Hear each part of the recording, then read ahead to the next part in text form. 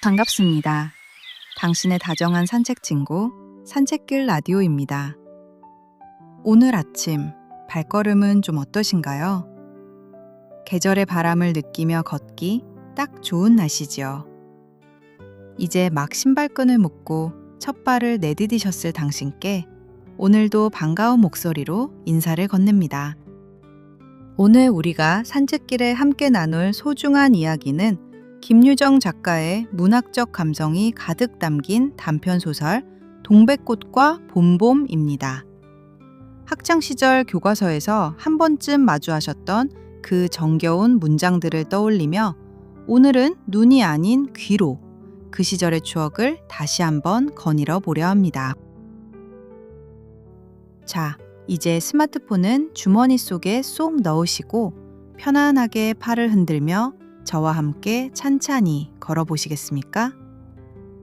들려오는 숨소리와 이야기 속으로 지금 바로 안내합니다. 동백꽃 김유정. 오늘도 또 우리 수탉이 막 쫓기었다. 내가 점심을 먹고 나무를 하러 갈 양으로 나올 때였다. 산으로 올라서려니까 등 뒤에서 푸르득푸드득 하고 닭의 횟소리가 야단이다. 깜짝 놀라서 고개를 돌려보니 아니나 다르랴 두 놈이 또 얼리었다. 점순내 수탉은 대강이가 크고 똑 오소리같이 실방하게 생긴 놈이 덩저리 작은 우리 수탉을 함부로 해내는 것이다. 그것도 그냥 해내는 것이 아니라 푸드득 하고 면두를 쪼고 물러섰다가 좀 사이를 두고 또 푸드득 하고 모가지를 쪼았다. 이렇게 멋을 부려가며 여지없이 닦아놓는다.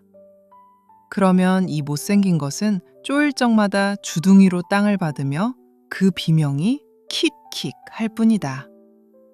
물론 미처 아물지도 않은 면두를 또 쪼이어 붉은 선혈은 뚝뚝 떨어진다. 이걸 가만히 내려다보자니 내 대강이가 터져서 피가 흐르는 것 같이 두 눈에서 불이 번쩍 난다.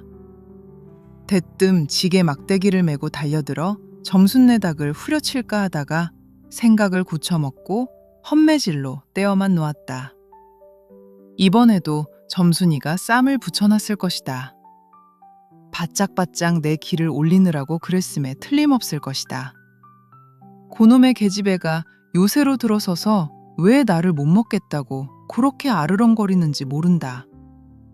나흘 전 감자 조각만 하더라도 나는 저에게 조금도 잘못한 것은 없다. 계집애가 나무를 캐러 가면 같지 남 울타리 엮는데 쌩이질을 하는 것은 다 뭐냐? 그것도 발소리를 죽여가지고 등 뒤로 살며시 와서 얘, 너 혼자만 일하니? 하고 김치하는 수작을 하는 것이다. 어제까지도 저와 나는 이야기도 잘 않고 서로 만나도 본 척만 척하고 이렇게 점잖게 지내던 터이련만 오늘로 갑작스레 대견해졌으면 웬일인가.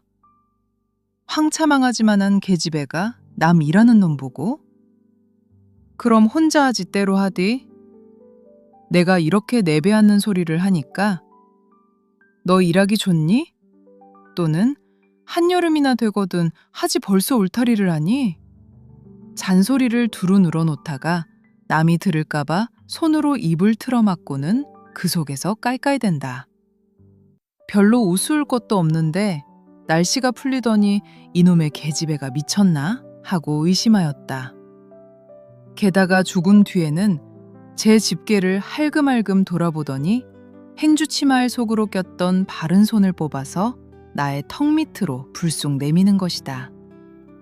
언제 구웠는지 아직도 더운 김이 회액 끼치는 굵은 감자 3개가 손에 뿌듯이 쥐었다. 너 집엔 이거 없지? 하고 생색 있는 큰 소리를 하고는 제가 준 것을 남이 알면은 큰일 날 테니 여기서 얼른 먹어버리란다. 그리고 또 하는 소리가 너 봄감자가 맛있단다? 난 감자 안 먹는다. 너나 먹어라. 나는 고개도 돌리려지 않고 일하던 손으로 그 감자를 도로 어깨 너머로 쑥 밀어버렸다. 그랬더니 그래도 가는 기색이 없고 뿐만 아니라 새근새근하고 심상치 않게 숨소리가 점점 거칠어진다. 이건 또 뭐야? 싶어서 그때서야 비로소 돌아다 보니 나는 참으로 놀랐다. 우리가 이 동리에 들어온 것은 근 3년째 되어 오지만 여태껏 가무잡잡한 점순이의 얼굴이 이랬게까지 홍당무처럼 새빨개진 법이 없었다.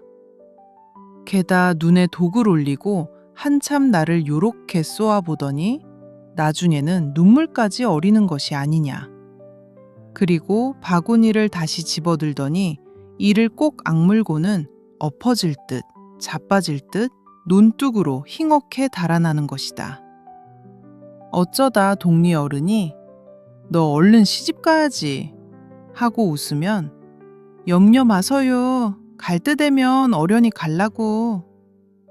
이렇게 천연덕스레 받는 점순이었다. 본시 부끄럼을 타는 계집애도 아니려니와 또한 분하다고 눈에 눈물을 보일 얼병이도 아니다. 분하면 차라리 나의 등허리를 바구니로 한번 모질게 후려셀리고 달아날지언정. 그런데 고약한 그 꼴을 하고 가더니 그 뒤로는 나를 보면 잡아먹으려고 기를 복복 쓰는 것이다. 서로 주는 감자를 안 받아 먹은 것이 실례라 하면 주면 그냥 주었지 느 집엔 이거 없지는 다 뭐냐.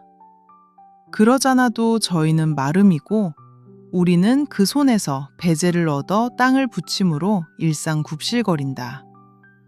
우리가 이 마을에 처음 들어와 집이 없어서 곤란으로 지내 제 집터를 빌리고 그 위에 집을 또 짓도록 마련해 준 것도 점순네의 호의였다. 그리고 우리 어머니 아버지도 농사 때 양식이 달리면 점순네한테 가서 부지런히 구워다 먹으면서 인품, 그런 집은 다시 없으리라고 침이 마르도록 칭찬하곤 하는 것이다. 그러면서도 17씩이나 된 것들이 수근수근하고 붙어 다니면 동미의 소문이 사납다고 주의를 시켜준 것도 또 어머니였다. 왜냐하면 내가 점순이하고 일을 저질렀다가는 점순네가 노할 것이고 그러면 우리는 땅도 떨어지고 집도 내쫓기고 하지 않으면 안 되는 까닭이었다. 그런데 이놈의 계집애가 까닭없이 기를 복복 쓰며 나를 말려 죽이려고 드는 것이다. 눈물을 흘리고 간 다음날 저녁 나절이었다.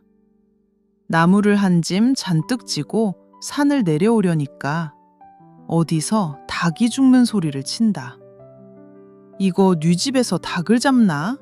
하고 점순네 울 뒤로 돌아오다가 나는 고만 두 눈이 둥그레졌다. 점순이가 저희 집 봉당에 홀로 걸터 앉았는데 이게 치마 앞에 다 우리 씨암탉을 꼭 붙들어 놓고는 이놈의 닭 죽어라 죽어라 요렇게 안팡스레 패주는 것이 아닌가. 그것도 대가리나 치면 모른다마는 아주 알도 못 낳으라고 그 볼깃작게를 주먹으로 콕콕 쥐어박는 것이다. 나는 눈에 쌍심지가 오르고 사지가 부르르 떨렸으나 사방을 한번 휘돌아보고야 그제서 점순이 집에 아무도 없음을 알았다. 잡은 참지게 막대기를 들어 울타리의 중턱을 후려치며 이놈의 계집애 남의 닭 알못 낳으라고 그러니? 하고 소리를 빽 질렀다. 그러나 점순이는 조금도 놀라는 기색이 없고 그대로 의젓이 앉아서 제 닭 가지고 하듯이 또 죽어라 죽어라 하고 패는 것이다. 이걸 보면 내가 산에서 내려올 때를 겨냥해가지고 미리부터 닭을 잡아가지고 있다가 너 보란 듯이 내 앞에 저지르고 있음이 확실하다. 그러나 나는 그렇다고 남의 집에 뛰어들어가 계집애하고 싸울 수도 없는 노릇이고 형편이 썩 불리함을 알았다. 그래, 닭이 맞을 적마다 지게 막대기로 울타리나 후려칠 수밖에 별도리가 없다. 왜냐하면 울타리를 치면 칠수록 울석이 물러앉으며 뼈대만 남기 때문이다. 나 아무리 생각하여도 나만 믿지는 노릇이다. 야, 이년아, 남의 닭 아주 죽일 터이냐? 내가 도끼 눈을 뜨고 다시 꽥 호령을 하니까 그제야 울타리께로 쪼르르 오더니 울 밖에 섰는 나의 머리를 겨누고 닭을 내팽개친다. 에이, 더럽다, 더럽다. 더러운 걸 널더러 입대 끼고 있으랬니? 망할 계집애년 같으니. 하고 나도 더럽단 듯이 울타리깨를 힝하니 돌아내리며 약이 오를 대로 다 올랐다. 라고 하는 것은 암탉이 풍기는 서슬에 나의 이맛배기에다 물짓똥을 찍 깔겼는데 그걸 본다면 알집만 터졌을 뿐 아니라 골병은 단단히 든 듯 싶다. 그리고 나의 등 뒤를 향하여 나에게만 들릴 듯 말 듯한 음성으로 이 바보 녀석아. 얘, 너 베넷병신이지? 그만도 좋으련만. 얘, 너 네 아버지가 고자라지? 뭐? 울 아버지가 그래 고자야? 할 양으로 열번거지가 나서 고개를 획 돌리어 바라봤더니 그때까지 울타리 위로 나와 있어 야할 점순이의 대가리가 어디 갔는지 보이지를 않는다. 그러다 돌아서서 오자면 아까의 한 욕을 울 밖으로 또 퍼붓는 것이다. 욕을 이토록 먹어가면서도 대거리 한마디 못하는 걸 생각하니 돌부리에 채어 발톱 밑이 터지는 것도 모를 만치 분하고 급기야는 두 눈에 눈물까지 불끈 내솟는다. 그러나 점순이의 치매는 이것뿐이 아니다. 사람들이 없으면 틈틈이 제 집 수탉을 몰고 와서 우리 수탉과 쌈을 붙여놓는다. 제 집 수탉은 썩 험상궂게 생기고 쌈이라면 활을 치는 고로 을에 이길 것을 알기 때문이다. 그래서 툭하면 우리 수탉이 면두며 눈깔이 피로 흐드러하게 되도록 해놓는다. 어떤 때에는 우리 수탉이 나오지를 않으니까 요놈의 계집애가 모이를 쥐고 와서 꾀어내다가 쌈을 붙인다. 이렇게 되면 나도 다른 배차를 차리지 않을 수 없다. 하루는 우리 수탉을 붙들어 가지고 넌 지시 장독깨로 갔다. 쌈닭에게 고추장을 먹이면 병든 황소가 살모사를 먹고 용을 쓰는 것처럼 기운이 뻗친다 한다. 장독에서 고추장 한 접시를 떠서 닭 주둥아리깨로 들이밀고 먹여보았다. 닭도 고추장의 맛을 들였는지 거스르지 않고 거진 반 접시 턱이나 곧잘 먹는다. 그리고 먹고 금세는 용을 못 쓸 터이므로 얼마쯤 기운이 들도록 학 속에다 가두어 두었다. 밭에 두엄을 두어 짐 전내고 나서 쉴 참에 그 닭을 안고 밖으로 나왔다. 마침 밖에는 아무도 없고 점순이만 저희 울 안에서 헌옷을 뜯는지 혹은 솜을 터는지 웅크리고 앉아서 일을 할 뿐이다. 나는 점순네 수탉이 노는 밭으로 가서 닭을 내려놓고 가만히 맥을 보았다. 두 닭은 여전히 얼리어쌈을 하는데 처음에는 아무 보람이 없다.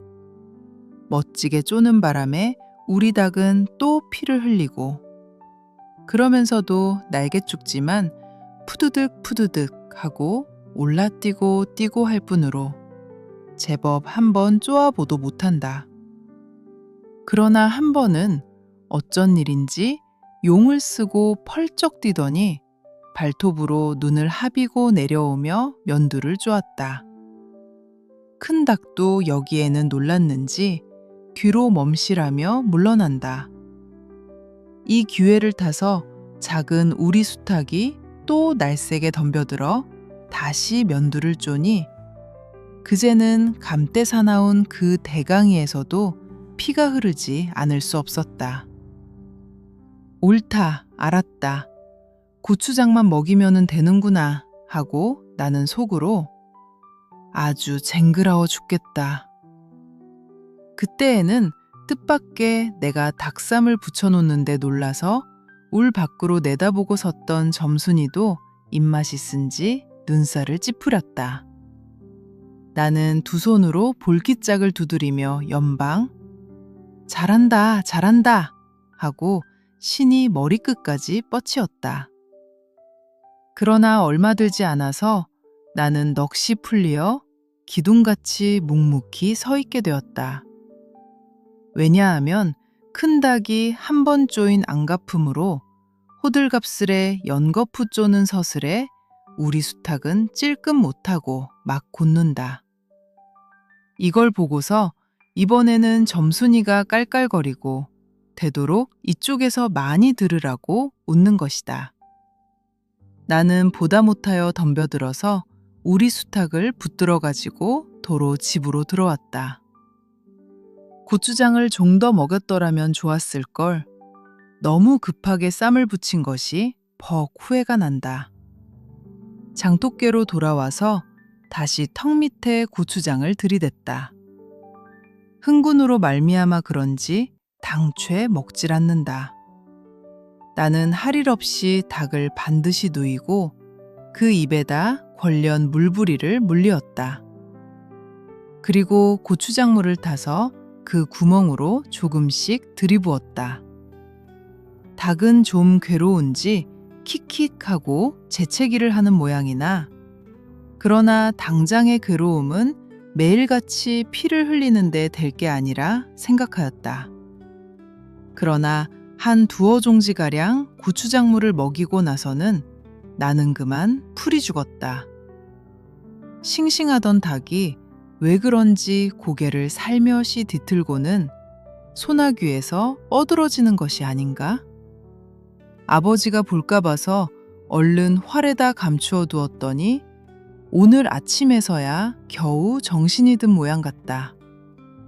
그랬던 걸 이렇게 오다 보니까 또 쌈을 붙여놓으니 이 망할 계집애가 필연 우리 집에 아무도 없는 틈을 타서 제가 들어와 활에서 꺼내가지고 나간 것이 분명하다.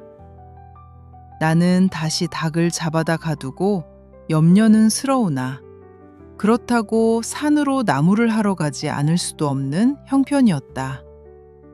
소나무 삭정이를 따며 가만히 생각해 보니 암만 해도 고년의 목쟁이를 돌려놓고 싶다. 이번에 내려가면 망할년 등줄기를 한번 되게 후려치겠다 하고 싱둥공둥 나무를 지고는 불이 나게 내려왔다. 거지반 집에 다 내려와서 나는 호두기 소리를 듣고 발이 딱 멈추었다. 상기슭에 널려있는 굵은 바윗돌 틈에 노란 동백꽃이 소보록하니 깔렸다. 그 틈에 끼어 앉아서 점순이가 청승막개실이 호두기를 불고 있는 것이다. 그보다도 더 놀란 것은 그 앞에서 또 푸드득 푸드득 하고 들리는 닭의 횟소리다. 필연코 요년이 나의 약을 올리느라고 또 닭원에다가 내가 내려올 길목에다 쌈을 시켜놓고 저는 그 앞에 앉아서 천연스레 호두기를 불고 있음에 틀림없으리라. 나는 약이 오를 대로 다 올라서 두 눈에서 불과 함께 눈물이 퍽 쏟아졌다.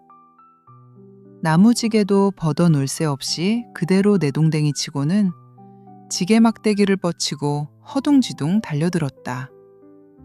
가까이 와보니 과연 나의 짐작대로 우리 수탉이 피를 흘리고 거의 빈사지경에 이르렀다.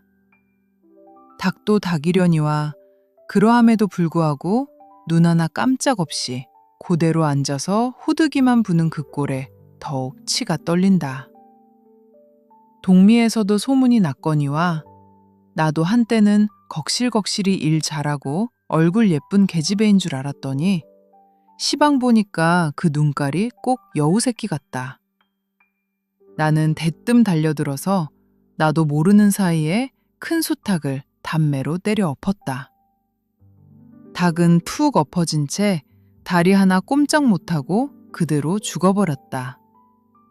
그리고 나는 멍하니 섰다가 점순이가 매섭게 눈을 홉뜨고 닥치는 바람에 뒤로 벌렁 낮아빠졌다. 이놈아, 너 왜 남의 닭을 때려 죽이니? 그럼 어때? 하고 일어나다가 뭐 이 자식아, 누 집닭인데? 하고 복장을 떼미는 바람에 다시 벌렁 자빠졌다. 그리고 나서 가만히 생각하니 분하기도 하고 무안도스럽고 또 한편 일을 저질렀으니 인젠 땅이 떨어지고 집도 내쫓기고 해야 될는지 모른다.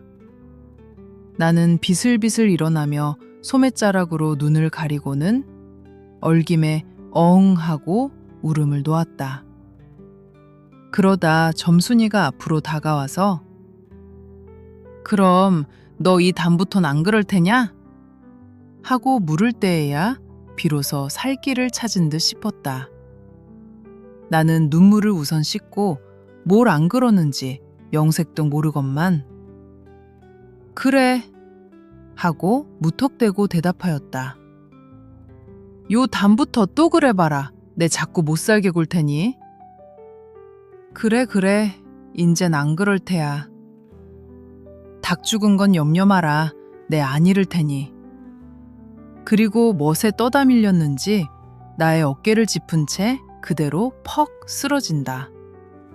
그 바람에 나의 몸뚱이도 겹쳐서 쓰러지며 한창 피어 퍼들어진 노란 동백꽃 속으로 폭 파묻혀 버렸다. 알싸한 그리고 향긋한 그 냄새에 나는 땅이 꺼지는 듯이 온 정신이 고만 아찔하였다. 너 말 마라? 그래.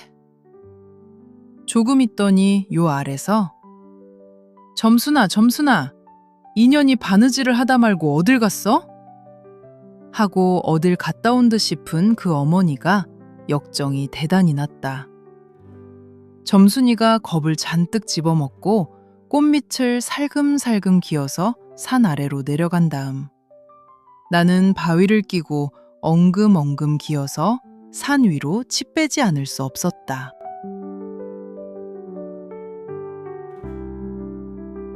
김유정 작가의 알싸하고 달콤한 이야기 동백꽃 잘 들어보셨나요? 기분 좋은 발걸음 잠시 숨 한번 고르시고요. 이어서 들으실 작품은 또 다른 해양 명작 봄봄입니다.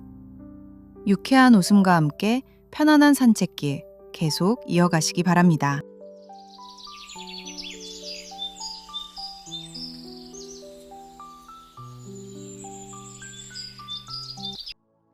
봄봄 김유정.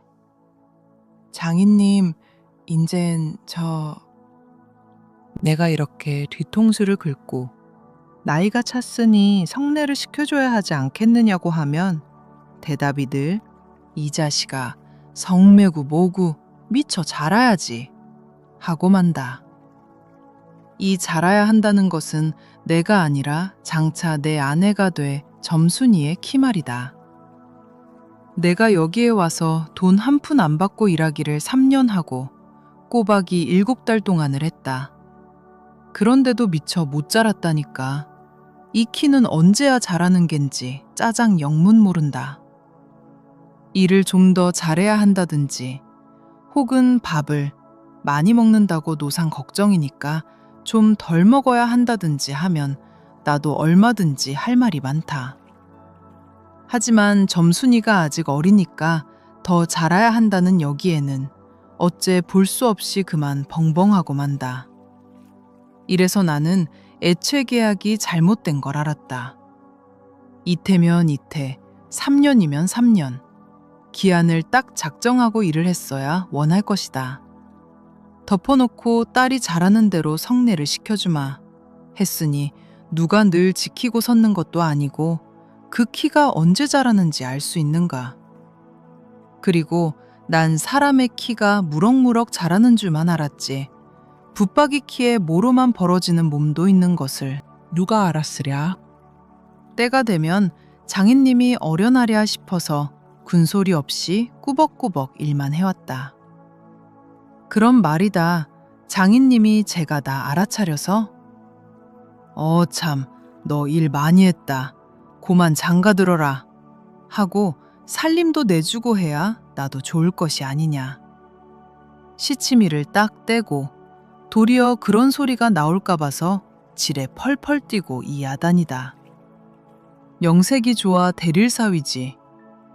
일하기에 싱겁기도 할 뿐더러 이건 참 아무것도 아니다. 숙맥이 그걸 모르고 정순이의 키 자라기만 까맣게 기다리지 않았나. 언젠가는 하도 갑갑해서 자를 가지고 덤벼들어서 그 키를 한번 재볼까 했다마는 우리는 장인님이 내외를 해야 한다고 해서 마주서 이야기도 한마디 하는 법 없다. 우물길에서 언제나 마주칠 적이면 겨우 눈어림으로 재보고 하는 것인데 그럴 적마다 나는 저만큼 가서 재미 키두 하고 눈뚝에다 침을 택 뱉는다. 아무리 잘 봐야 내 겨드랑 다른 사람보다 좀 크긴 하지만 밑에서 너물락말락 밤낮 요 모양이다. 개들쥐는 푹푹 크는데 왜 이리도 사람은 안 크는지 한동안 머리가 아프도록 궁리도 해보았다. 아하, 물동이를 자꾸 이니까 뼈다귀가 움츠러드나 보다 하고 내가 넌짓넌짓이 그 물을 대신 길어도 주었다. 뿐만 아니라 나무를 하러 가면 선앙당에 돌을 올려놓고 점순이의 키 좀 크게 해줍소사. 그러면 다멘 떡 갖다 놓고 고사 드립조니까 하고 치성도 한두 번 드린 것이 아니다. 어떻게 되먹은 킨지 이래도 막무가내니? 그래, 내 어저께 싸운 것이지 결코 장인님이 밉다든가 해서가 아니다. 모르 붙다가 가만히 생각을 해보니까 또 싱겁다. 이 벼가 자라서 점순이가 먹고 좀 큰다면 모르지만 그렇지도 못한 걸 내심어서 뭘 하는 거냐. 해마다 앞으로 축 붉어지는 장인님의 아랫배가 너무 먹은 걸 모르고 내 병이라나? 그 배를 불리기 위하여 심곤 조금도 쉽지 않다. 아이고 배야. 난 물 붓다 말고 배를 쓰다듬으면서 그대로 논뚝으로 기어올랐다. 그리고 겨드랑이에 꼈던 벼 담긴 키를 그냥 땅바닥에 털썩 떨어치며 나도 털썩 주저앉았다. 일이 암만 바빠도 나 배 아프면 고만이니까. 아픈 사람이 누가 일을 하느냐. 파릇파릇 돋아오른 푸란 숲을 뜯어들고 다리에 거머리를 쓱쓱 문대며 장인님의 얼굴을 쳐다보았다. 가운데서 장인님이 이상한 눈을 해가지고 한참을 날 노려보더니 너 이 자식 왜 또 이래? 응? 배가 좀 아파서요 하고 풀 위에 슬며시 쓰러지니까 장인님은 약이 올랐다. 저도 논에서 철벙철벙 둑으로 올라오더니 잡은 참 내 멱살을 움켜잡고 뺨을 치는 것이 아닌가. 이 자식아, 일허다 말면 누굴 망해놓을 속셈이냐, 이 대가리 까노 자식. 우리 장인님은 약이 오르면 이렇게 손버릇이 아주 못됐다. 또 사위에게 이 자식 저 자식 하는 이놈의 장인님은 어디 있느냐.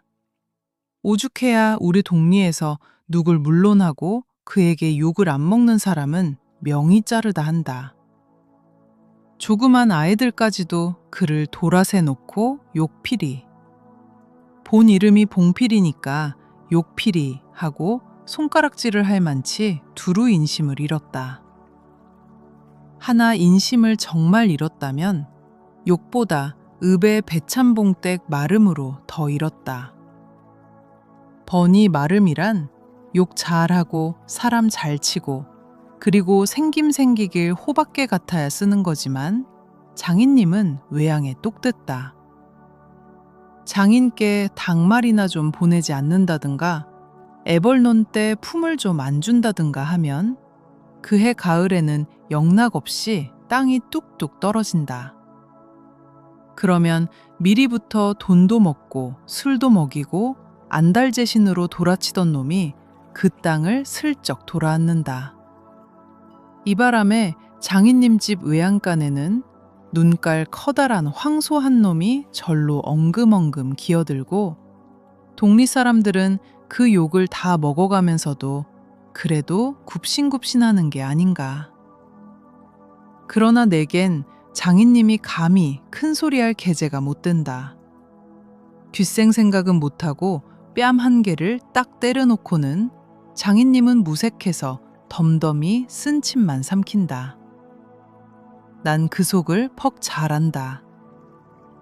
조금 있으면 갈도 꺾어야 하고 모도 내야 하고 한창 바쁜 때인데 나 일 안 하고 우리 집으로 그냥 가면 고만이니까.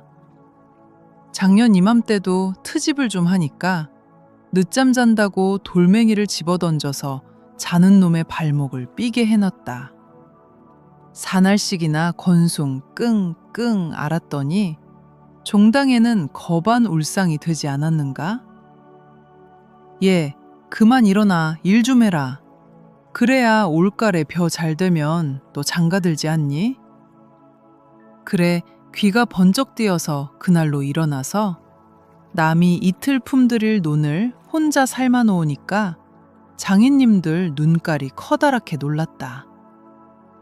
그럼 정말로 가을에 와서 혼인을 시켜줘야 원경우가 옳지 않겠나. 벼썸을 척척 들여 쌓아도 다른 소리는 없고 물동이를 이고 들어오는 점순이를 담배통으로 가리키며 이 자식아 미처 커야지. 저걸 무슨 혼인을 한다고 그러니 원? 하고 남 낯짝만 붉게 해주고 고만이다. 골김에 그저 이놈의 장인님 하고 대돌에다 메꽂고 우리 고향으로 내뺄까 하다가 꾹꾹 참고 말았다. 참말이지 난 이 꼴하고는 집으로 차마 못 간다. 장가를 들러갔다가 오죽 못났어야 그대로 쫓겨왔느냐고 손가락질을 받을 테니까. 눈둑에서 벌떡 일어나 한풀 죽은 장인님 앞으로 다가서며 난 갈테야요. 그동안 사경 쳐내슈. 너 사위로 왔지? 어디 머슴 살러 왔니? 그러면 얼찐 성례를 해줘야 안 하지요. 밤낮 부려만 먹고 해준다. 글쎄 내가 안 하는 거냐? 그년이 안 크니까. 하고 얼음얼음 담배만 담으면서 늘 하는 소리를 또 늘어놓는다. 이렇게 따져나가면 언제든지 늘 나만 믿지고 만다. 이번엔 안 된다 하고 대뜸 구장님한테로 판단 가자고 소매자락을 내끌었다. 아, 이 자식아 왜 이래 어른을. 안 간다고 뻗디디고 이렇게 호령은 제 맘대로 하지만 장인님, 제가 내 기운은 못 당한다. 막 부려먹고 딸은 안 주고 게다 땅땅 치는 건 다 뭐야. 그러나 사실 참 장인님이 미워서 그런 것은 아니다. 그 전날 왜 내가 쇠고개 맞은 봉우리 화전밭에 혼자 갈고 있지 않았느냐. 밭 가생이로 돌 적마다 야릇한 꽃내가 물컥물컥 코를 찌르고 머리 위에서 벌들은 가끔 붕붕 소리를 친다.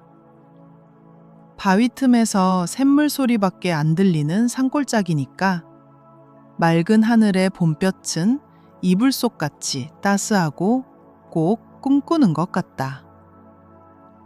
나는 몸이 나른하고 몸살을 아직 모르지만 병이 나르고 그러는지 가슴이 울렁울렁하고 이랬다.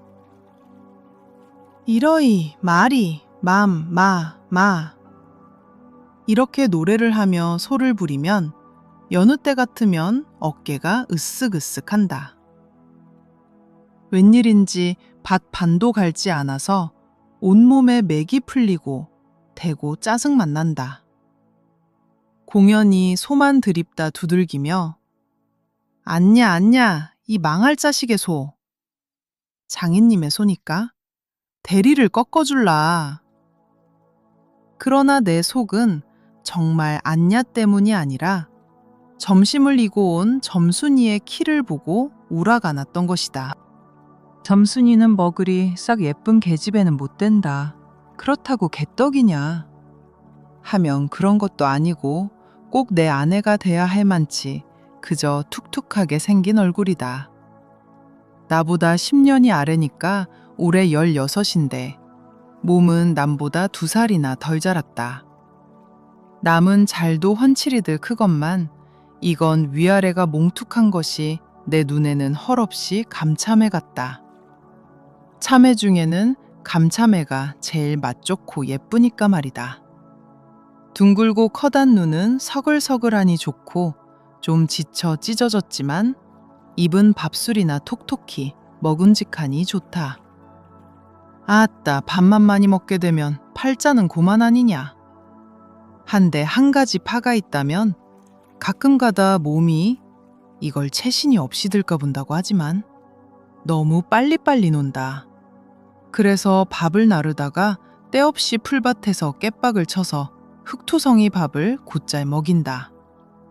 안 먹으면 무안해할까 봐서 이걸 씹고 앉았노라면 으적으적 소리만 나고 돌을 먹는 겐지 밥을 먹는 겐지. 그러나 이날은 웬일인지 성한 밥채로 밥머리에 곱게 내려놓았다. 그리고 또 내외를 해야 하니까 저만큼 떨어져 이쪽으로 등을 향하고 웅크리고 앉아서 그릇 나기를 기다린다. 내가 다 먹고 물러섰을 때 그릇을 와서 챙기는데 그런데 난 깜짝 놀라지 않았느냐?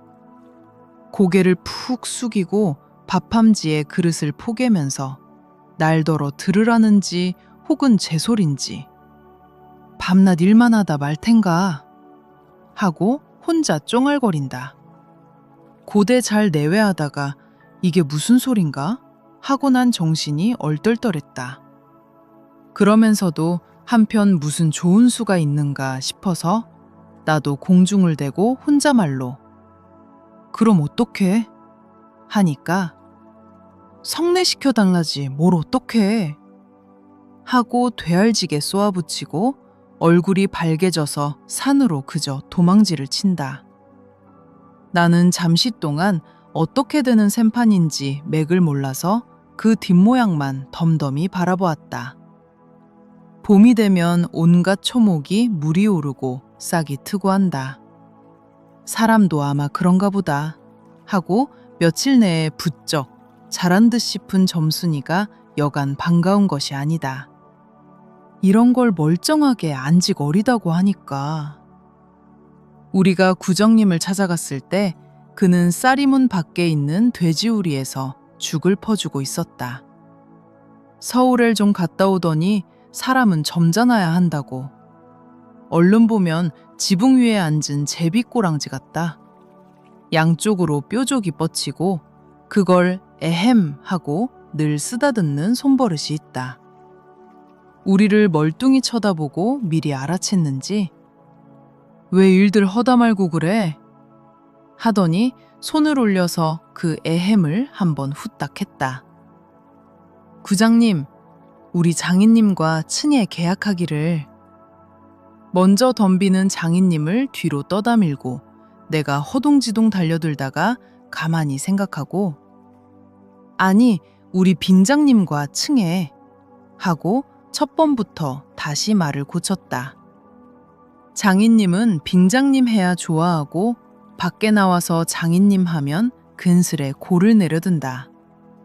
뱀두뱀이래야 좋으냐고 창피스러우니 남 듣는 데는 제발 빙장님, 빙모님 하라고 일상 당조짐을 받아오면서 난 그것도 자꾸 잊는다. 당장도 장인님 하다 옆에서 내 발등을 꾹 밟고 곁눈질을 흘기는 바람에야 겨우 알았지만 구장님도 내 이야기를 자세히 듣더니 퍽 딱한 모양이었다. 하기야 구장님뿐만 아니라 누구든지 다 그럴 게다. 길게 길러둔 새끼 손톱으로 코를 후벼서 저리 탁 튀기며 그럼 봉필씨 얼른 성례를 시켜주구려. 그렇게까지 제가 하고 싶다는 걸 하고 내 진작대로 말했다. 그러나 이 말에 장인님은 삿대질로 눈을 부라리고 아 성내고 뭐고 계집애 년이 미쳐 살아야 할 게 아닌가? 하니까 고만 멀수룩해서 입맛만 쩍쩍 타실 뿐이 아닌가. 그것도 그래. 그래, 거진 4년 동안에도 안 자랐다니 그 키는 언제 자라지요? 다 그만두고 사격 내슈. 글쎄 이 자식아, 내가 크질 말라고 그랬니? 왜 날 보고 떼냐? 빅모님은 참새만한 것이 그럼 어떻게 엘라치요? 사실 장모님은 점순이보다도 귀때기 하나가 작다. 장인님은 이 말을 듣고 껄껄 웃더니 그러나 암만 해도 돌씹은 상이다. 코를 푸는 척하고 날 은근히 골리려고 팔꿈치로 옆 갈비뼈를 벅 치는 것이다. 더럽다. 나도 종아리에 파리를 쫓는 척하고 허리를 구부리며 그 궁둥이를 콱 때밀었다. 장인님은 앞으로 우찔근하고 쌀이문깨로 쓰러질 듯하다 몸을 바로 굳히더니 눈총을 몹시 쏘았다. 이런 상년의 자식. 타곤 싶으나 나 남의 앞이라서 차마 못하고 섰는 그 꼴이 보기에 벅 쟁그라웠다. 그러나 이 밖에는 별반 신통한 귀정을 얻지 못하고 도로 논으로 돌아와서 모를 부었다. 왜냐면 장인님이 뭐라고 귓속말로 수근수근 하고 간 뒤다. 구장님이 날 위해서 조용히 데리고 아래와 같이 일러주었기 때문이다. 뭉태의 말은 구장님이 장인님에게 땅 두마지기 얻어붙이니까 그래 꾀었다고 하지만 난 그렇게 생각 않는다. 자네 말도 하기야 옳지. 암 나이 찼으니까 아들이 급하다는 게 잘못된 말은 아니야. 하지만 농사가 한창 바쁜 때 일을 안 한다든가 집으로 달아난다든가 하면 손해죄로 그것도 징역을 가거든. 여기에 그만 정신이 번쩍 났다. 왜 요전에 삼포말서 산에 불 좀 놓았다고 징역 간 거 못 봤나? 제 산에 불을 놓아도 징역을 가는 이땐데 남의 농사를 버려주니 죄가 얼마나 더 중한가. 그리고 자넨 정장을 사경받으러 정장 가겠다 간대지만 그러면 괜시리 죄를 들쓰고 들어가는 걸세. 또 결혼도 그렇지. 법률에 성년이란 게 있는데 21가 돼야 비로소 결혼을 할 수 있는 걸세. 자넨 물론 아들이 늦을 걸 염려하지만 점순이로 말하면 이제 겨우 16이 아닌가. 그렇지만 아까 빙장님의 말씀이 올 가래는 열리를 제치고라도 성례를 시켜주겠다 하니 좀 고마울 겐가. 빨리 가서 뭐 붙던 거나 마저 붙게. 군소리 말고 어서 가. 그래서 오늘 아침까지 끽소리 없이 왔다. 장인님과 내가 싸운 것은 지금 생각하면 뜻밖의 일이라 안 할 수 없다. 장인님으로 말하면 요즘악 자긴들에게 행세를 좀 하고 싶다고 해서 돈 있으면 양반이지 별게 있느냐 하고 일부러 아랫배를 툭 내밀고 걸음도 뒤틀리게 걷고 하는 이 판이다. 이까진 나쯤 두들기다. 남의 땅을 가지고 모처럼 닦아놓았던 가문을 망친다든지 할 어른이 아니다. 또 나로 논지면 아무쪼록 잘 베서 점순이에게 얼른 장가를 들어야 하지 않느냐. 이렇게 말하자면 결국 어젯밤 뭉태네 집에 맛을 간 것이 썩 나빴다. 낮에 구장님 앞에서 장인님과 내가 싸운 것을 어떻게 알았는지 대고 빈정거리는 것이 아닌가. 그래 맞고도 그걸 가만둬? 그럼 어떡하니? 임마 봉피를 모판에다 거꾸로 박아놓지 뭘 어떡해? 하고 괜히 내 대신 화를 내가지고 주먹질을 하다 등장까지 쳤다. 놈이 본시 괄괄은 하지만 그래놓고 날더러 석유값을 물라고 막 지다위를 붙는다. 난 어안이 벙벙해서 잠자코 앉았으니까 저만 연방짓거리는 소리가 밤낮 일만 해주고 있을 테냐. 영득이는 1년을 살고도 장갈 들었는데 난 4년이나 살고도 더 살아야 해. 네가 3번째 사위인 줄이나 아니, 3번째 사위. 남의 일이라도 분하다 이 자식아. 우물에가 빠져 죽어. 나중에는 겨우 손톱으로 목을 따라고까지 하고 제 아들같이 함부로 훅닥이었다. 별의별 소리를 다 해서 그대로 옮길 수는 없으나 그 줄거리는 이렇다. 우리 장인님이 딸이 셋이 있는데 맏딸은 재작년 가을에 시집을 갔다. 정말은 시집을 간 것이 아니라 그 딸도 대릴사위를 해가지고 있다가 내보냈다. 그런데 딸이 10살 때부터 19, 즉 10년 동안에 대릴사위를 갈아들이기를 동미에선 사위 부자라고 이름이 났지만은 열놈이란 참 너무 많다. 장인님이 아들은 없고 딸만 있는 고로 그 담딸을 대릴사위를 해올 때까지는 부려먹지 않으면 안 된다. 물론 머슴을 두면 좋지만 그건 돈이 드니까. 일 잘하는 놈을 고르느라고 연방 바꿔드렸다. 또 한편 놈들이 욕만 줄창 퍼붓고 심의도 부려먹으니까 벨이 상해서 달아나기도 했겠지.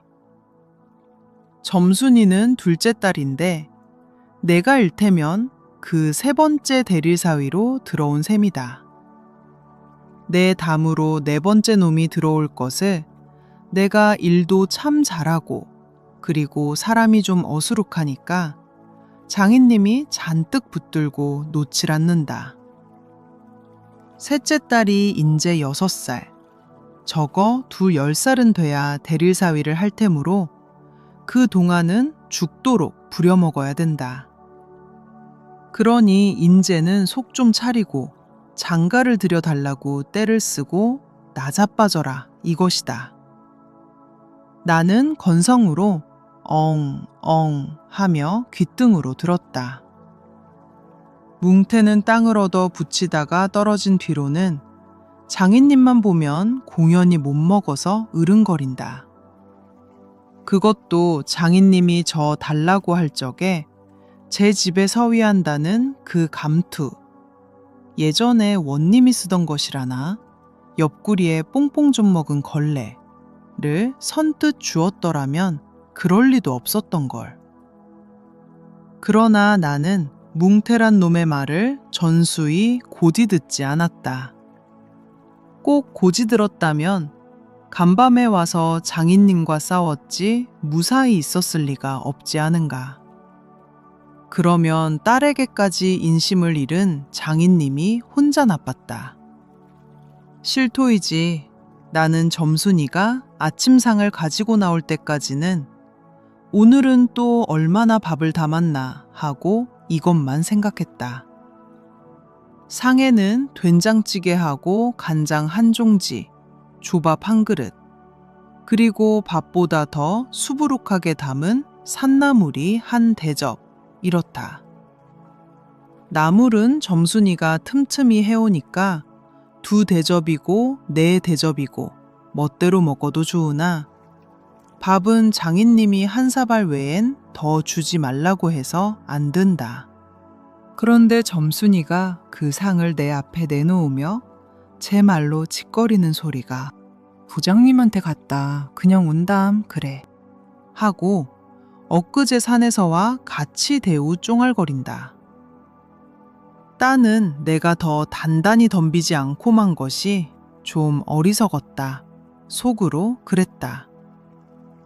나도 저쪽 벽을 향하여 외면하면서 내 말로 안 된다는 걸 그럼 어떡헌담 하니까 수염을 잡아채지 그냥 둬 이 바보야. 하고 또 얼굴이 빨개지면서 성을 내며 안으로 셀죽하니 튀들어가지 않느냐.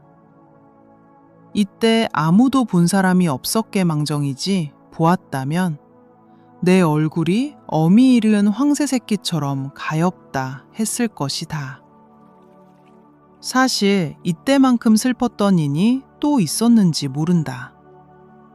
다른 사람은 암만 못생겼다 해도 괜찮지만 내 아내 될 점순이가 병신으로 본다면 참 신세는 따분하다. 밥어 먹은 뒤 지게를 지고 일터로 가려 하다 도로 벗어던지고 바깥마당 공석 위에 드러누워서 나는 차라리 죽느니만 갖지 못하다 생각했다. 내가 일 안 하면 장인님 저는 나이가 먹어 못하고 결국 농사 못 짓고 만다. 뒷짐으로 트림을 꿀꺽 하고 대문 밖으로 나오다 날 보고서 이 자식아 너 왜 또 이러니? 광격이 났어요. 아이고 배야. 기껏 밥 처먹고 나서 무슨 광격이야. 남의 농사 버려주면 이 자식아 진역 간다 봐라. 가도 좋아요. 아이고 배야. 참말 난 일 안 해서 징역 가도 좋다 생각했다. 일 후 아들을 낳아도 그 앞에서 바보 이랬게 별명을 들을 테니까 오늘은 열쪽이 난데도 결정을 내고 싶었다. 장인님이 일어나라고 해도 내가 안 일어나니까 눈에 독이 올라서 저편으로 힝하게 가더니 지게 막대기를 들고 왔다. 그리고 그걸로 내 허리를 마치 들떠 넘기듯이 쿡 찍어서 넘기고 했다. 밥을 잔뜩 먹고 딱딱한 배가 그럴 적마다 퉁겨지면서 벨창이 꼿꼿한 것이 여간 캥기지 않았다. 그래도 안 일어나니까 이번엔 배를 지게 막대기로 위에서 쿡쿡 찌르고 발길로 옆구리를 차고 했다. 장인님은 원체 심청이 굳어서 그렇지만 나도 저만 못하지 않게 배를 채웠다. 아픈 것을 눈을 꽉 감고 넌 해라. 난 재미단 듯이 있었으나 볼기짝을 후려 갈길 적에는 나도 모르는 결에 벌떡 일어나서 그 수영을 잡아챘다마는 내 골이 난 것이 아니라 정말은. 아까부터 부엌 뒤 울타리 구멍으로 점순이가 우리들의 꼴을 몰래 엿보고 있었기 때문이다. 가뜩이나 말 한마디 톡톡히 못한다고 바보라는데 몇 가지 잠자코 맞는 걸 보면 짜장바보로 알 게 아닌가. 또 점순이도 미워하는 이까진 놈의 장인님 나하곤 아무것도 안 되니까 막 때려도 좋지만 사정 보아서 수염만 채고 제 원대로 했으니까 이때 점순이는 퍽 기뻤겠지. 저기까지 잘 들리도록 이걸 까셀라보다 하고 소리를 쳤다. 장인님은 더 약이 바짝 올라서 잡은 참 지게 막대기로 내 어깨를 그냥 내리갈겼다. 정신이 다 아찔하다. 다시 고개를 들었을 때 그때엔 나도 온몸에 약이 올랐다. 이 녀석의 장인님을 하고 눈에서 불이 펑 나서 그 아래밭 있는 넝알로 그대로 떠밀어 굴려버렸다. 조금 있다가 장인님이 씩씩 하고 한번 해보려고 기어오르는 걸 얼른 또 떠밀어 굴려버렸다.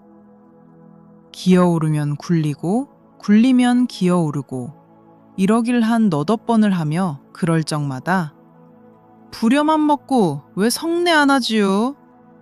나는 이렇게 호령했다. 하지만 장인님이 선뜻 오냐 내리라도 성내시켜주마 했으면 나도 성가신 걸 그만두었을지 모른다. 나야 이러면 때린 건 아니니까 나중에 장인 쳤다는 누명도 안 들을 터이고 얼마든지 해도 좋다. 한 번은 장인님이 헐떡헐떡 기어서 올라오더니 내 바짓가랑이를 요렇게 노리고서 단박 움켜잡고 매달렸다. 악! 소리를 치고 나는 그만 세상이 다 팽그르 도는 것이 빙장님! 빙장님! 빙장님! 이 자식 잡아먹어라 잡아먹어. 할아버지 살려줍시오 할아버지 하고 두 팔을 허둥지둥 내절 적에는 이마에 진땀이 쭉 내솟고 인젠 참으로 죽나보다 했다.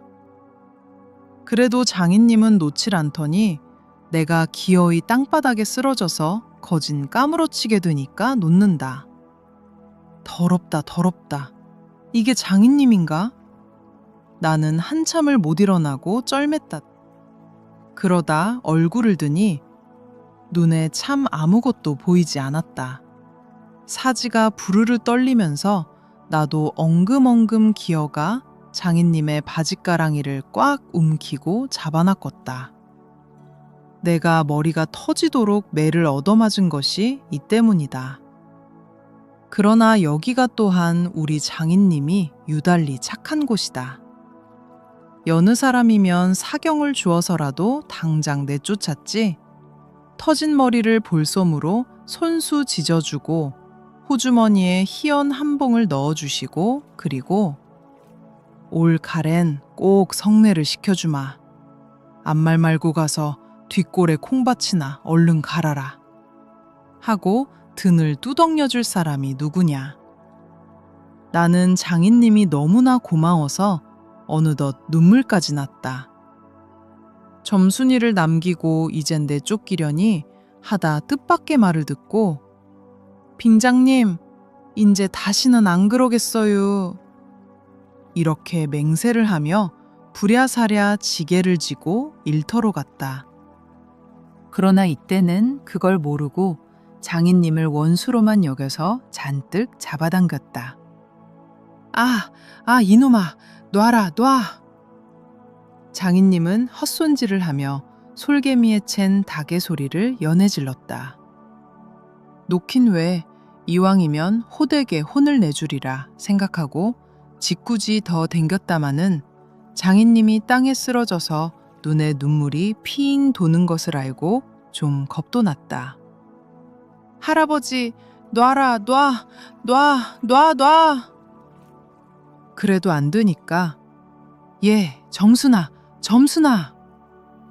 이 악장에 안에 있었던 장모님과 점순이가 헐레벌떡하고 단숨에 뛰어나왔다. 나의 생각에 장모님은 제 남편이니까 역성을 하는지도 모른다. 그러나 점순이는 내 편을 들어서 속으로 고소해서 하겠지. 대체 이게 웬 속인지. 지금까지도 난 영문을 모른다. 아버지를 혼내주기는 제가 내려놓고 이제 와서는 달려들며 에그머니, 이 망할게 아버지 죽이네? 하고 내 귀를 뒤로 잡아당기며 마냥 우는 것이 아니냐. 그만 여기에 기운이 탁 꺾이어 나는 얼빠진 등신이 되고 말았다. 장모님도 덤벼들어 한쪽 귀마저 뒤로 잡아채면서 또 우는 것이다. 이렇게 꼼짝도 못하게 해놓고 장인님은 지게 막대기를 들어서 사뭇 내려주갔다. 그러나 나는 구태여 피하려지도 않고 암만 해도 그 속 알 수 없는 점순이의 얼굴만 멀거니 들여다보았다.